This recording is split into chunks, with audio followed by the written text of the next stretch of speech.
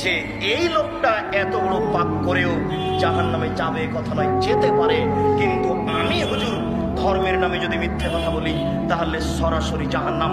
আর আপনি এই যে টাকনুর নিচে প্যান্টটা রেখেছেন, আল্লাহ রাসূল বলছেন যে ব্যক্তি টাকনুর নিচে পায়জামা প্যান্ট লুঙ্গি রাখবে সে সরাসরি জাহান্নামী।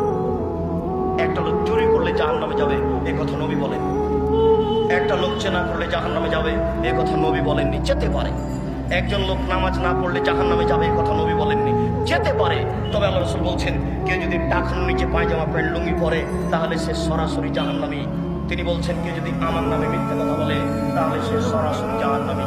যদি আপনাকে মিথ্যে কথা দেখাই, মুকশিদুল মুমিনিন বইয়ে অনেক মিথ্যে কথা, তার একটা মিথ্যে কথা আপনাকে বলি, বিচারের কাঠগড়াতে আল্লাহ তাআলা সমস্ত ফাতেমা নামে মেয়েকে ডেকে বলবেন, যত মহিলার নাম ফাতেমা সমস্ত মহিলাকে ডেকে বলবেন, এই শোনো, ফাতেমা নামে মহিলা, যেহেতু মুহাম্মাদের মেয়ের নাম ফাতেমা আমি তাকে মাফ করে দিয়েছি, তোমাদের নাম ফাতেমা আমি ওই ওসিলায় তোমাদেরও মাফ করে দিলাম। পতিতালয়ের মেয়েটা যদি হয় ফাতেমা, হুজুর আপনি যে লিখলেন একটু হিসাব করবেন না এটা চলবে কিনা? আপনাদেরকে বলছি এই লেখার জন্য, লেখকের জন্য আপনারা আল্লাহর কাছে ক্ষমা ভিক্ষা যান। এদেশের যারা দায়িত্ব পালন করছে চলে গেছে, তারা খুব বড় বিপদে আছে। শুনুন, মহান আল্লাহ বলেন,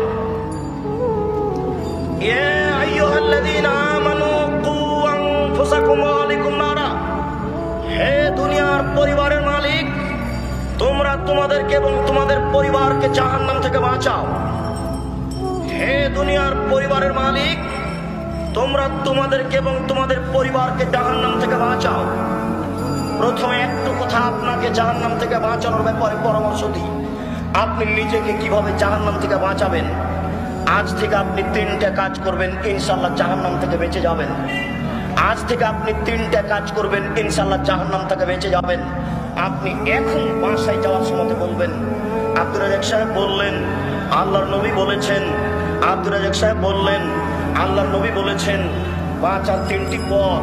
1 নাম্বার, আলজাম লিসানাক, মুখ বন্ধ। এই মুখে আর ভালো কথা ছাড়া কোনো কথা চলবে না। শুনুন, বাঁচার 2 নম্বর পথ, আপনি বাড়িতে থাকুন, আপনার স্ত্রী বাড়িতে থাকবে, জরুরি প্রয়োজন ছাড়া বাড়ি ত্যাগ করবেন না। এটা হলো বাঁচার 2 নম্বর পথ। বাঁচার 3 নম্বর পথ, অবকালা খাতে তুমি তোমার পাপের জন্য কাঁদো।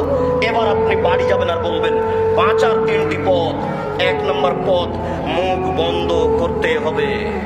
2 নম্বর পথ, জরুরি প্রয়োজন ছাড়া বাড়ি ত্যাগ করা যাবে না। 3 নম্বর